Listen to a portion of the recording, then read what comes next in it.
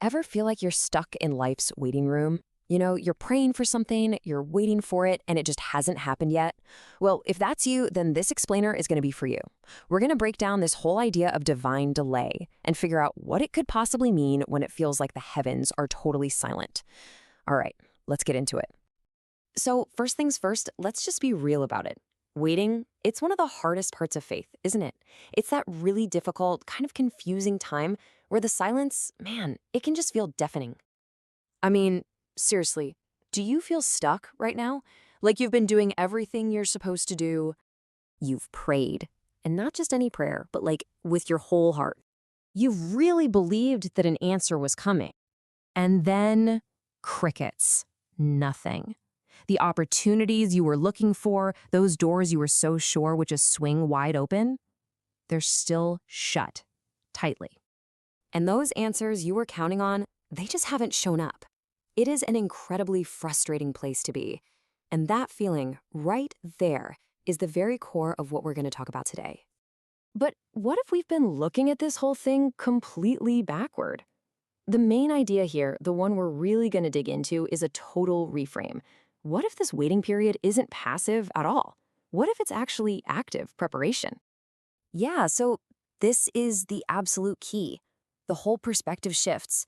It's not about seeing this delay as some kind of punishment or like you're being ignored. No, it's seeing it as a necessary, crucial period of development.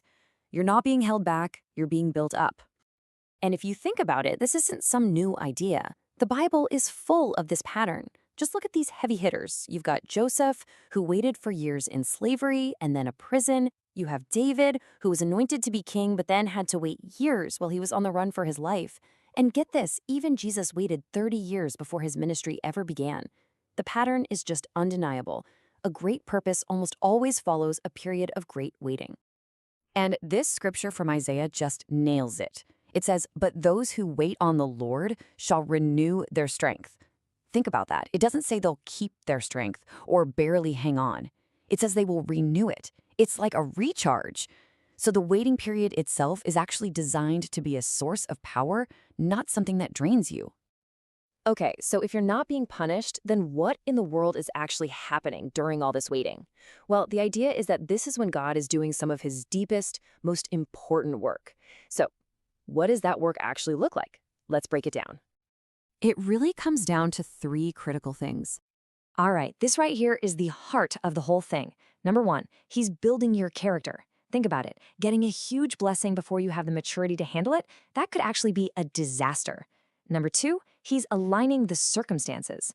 I mean, from our point of view, it feels agonizingly slow, but from a divine perspective, it's all about precision timing. It's like a giant chess game, and all the pieces are being moved into the perfect position for you. And number three, he's strengthening your faith. Your future, whatever it is going to require a whole new level of trust, a trust that can only be forged right here, in the waiting. You're not just waiting, you're being equipped. You see, when you start to get this, it changes everything. The whole experience gets reframed. It's not just about gritting your teeth and enduring the wait anymore. It's about finding and embracing the promise that's actually hidden inside your patience. Okay, I absolutely love this breakdown because it makes it so clear. That delay you're feeling, it's not a denial. It's just not time yet. That silence you're experiencing, that's not absence. That's focused, important work happening behind the scenes. And this is the big one. The waiting, it is not wasted. Every single second of it counts. So the big question is, what do you do while you wait? Well, the game plan is pretty simple, even if it's not always easy. You stay faithful, you stay obedient, keep doing the right thing, and you stay patient. You just keep cultivating that trust that there really is a purpose to this season of your life. And let's wrap this up with a really powerful thought.